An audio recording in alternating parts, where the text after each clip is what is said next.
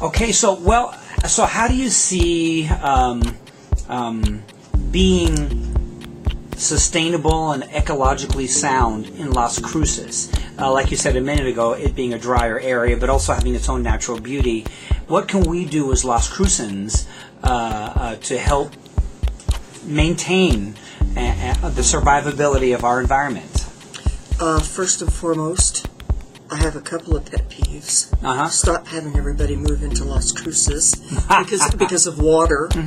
And I think we need to find another way to raise money for kids for school.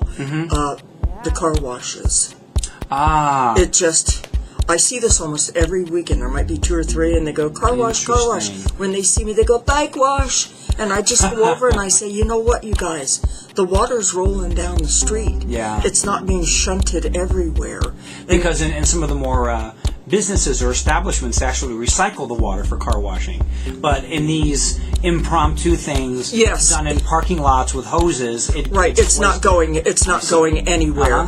And I think we really need to be careful because we're having more people come in the city. What will we do with our water resources? Interesting point. And it does. I know they're trying to raise money. I would prefer seeing them pick up trash in parks on the islands in the middle of the street, which isn't real safe. But getting all the plastic bags and just cleaning up instead of, that's a precious commodity, water, and it just drives me crazy when I see that. And I would want that to stop somehow, and they can find another venue to raise the money. And what else do you think we might do in town to help be a little more ecologically sound? I would like to see most vehicles V6 or under. When I'm there,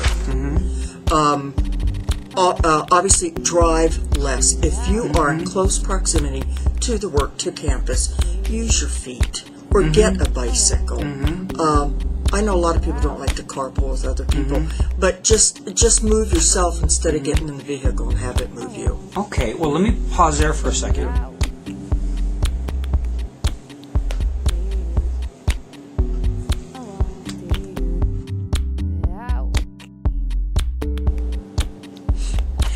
So based on that, based on what you just said, can you talk about your bicycle use? How did you begin using a bicycle to get to and from campus? And I've seen you around town as well. And I know that the NMSU Sustainability Committee, the university-wide one, I was so impressed. They've done a lot of baseline research. And as we might imagine, the number one causes for greenhouse gases for our CO2 footprint at NMSU is people, students, faculty, and staff driving to and from campus. That's where most of our waste comes from. And that's a valid study. And it is. Wow. Yeah, that's what they found. Yes. So can you talk about when you began and why you began using your bicycle to come to and from work? I began in 1987 in Columbus, Ohio. Oh, wow. I was tired of paying for everything on my car. It's very expensive. And I was hitting the scale at about 212 pounds.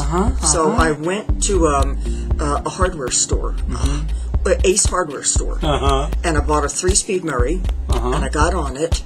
Wasn't moving very fast because I was kind of heavy, but I got on it. But it was moving. It was moving. It was moving, and then I bought like a basket in the front, and I got all this gear. So I learned how to get groceries, haul stuff, and I've been riding bicycles since 1987. That's great. And I didn't have green. So for like 20 years, more than 20 years. 20 years. Wow. And I love being outdoors, and this is a way to do it. But that's probably I just did not want to pay for the car anymore and the traffic in Columbus, Ohio. And so it helped to save expenses and also helped to promote your fitness. Well, it started. Started, yes. And then as sort of the green movement and a lot of Al Gore's work and other people have publicized, it kind of also fell in line with being more ecological, I guess. Yes, without even that there was no intention behind that in Columbus, Ohio. Plus, I lived near the OSU campus, and everybody pedaled or walked. So it was really the thing to do, and it just grew from that, and I cannot imagine. I'm more afraid of getting in a car and driving down Loman than I am riding a bicycle in rush hour traffic on Loman.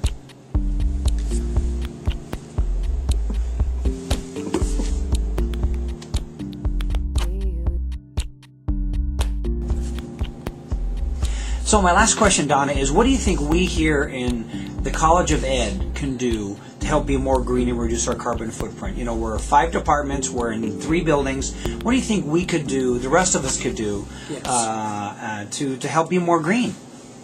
Like I said, maybe once a week, not to clutter up parking lots. Bicycle walk, do something. Vending machines.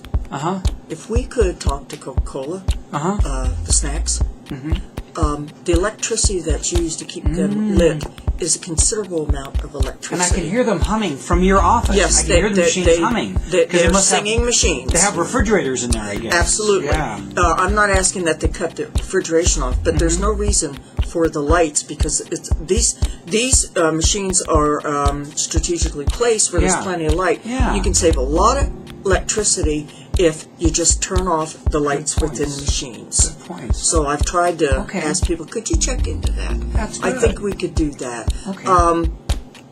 Just be conscious of less styrofoam. Like the cup I have here right now? Yes, that is correct, Dr. Pine. Here's the cup that I'm drinking coffee from Bad. right now. Very bad. I notice in some offices when they buy flowers, they dump them in the trash, and I see a dozen dead roses there, and I went, is anybody composting these? Yeah, because I was just thinking of composting today, that if for those of us that have yards, or even if you don't have a yard, there's public places where you can take your compost, and it can be made into a rich product that can help Absolutely. grow Lots of things. nutrients. Yeah. So I take coffee grounds. Good. From LRC. I take them home and I broadcast them on my yard. Nice. And put them around my rose bushes and so forth. But if we just think of little things like that, like throwing those roses away, I'm going, somebody pick those up and put them in a compost.